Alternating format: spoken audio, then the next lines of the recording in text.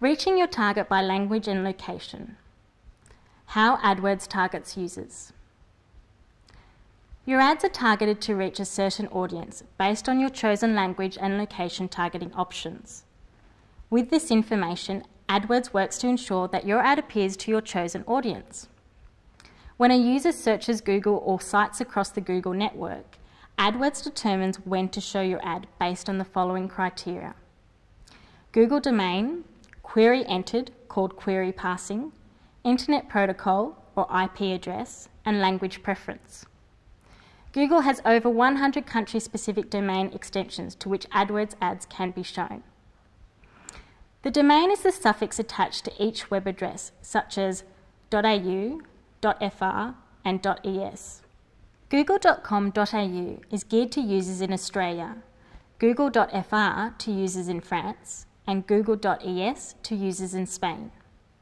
When a user searches on any of the hundreds of Google domains, AdWords displays ads according to the domain used. For example, if a user located in Spain searches on Google.fr, AdWords shows ads targeted to France. With query parsing, Google can use a user's search query to show ads targeted to a specific region or city. For example, if a user in Sydney searches for hotels in Melbourne, the user sees ads targeted to the Melbourne area. This search functionality only applies to ads that target certain areas worldwide. Google can sometimes identify a user's IP address to determine a user's general physical location. An IP address is a unique number assigned to each computer connected to the internet. The IP address is automatically assigned by a user's internet service provider, or ISP. Google will only use the IP address to show regionally targeted or customised ads, or when a user searches google.com from any location.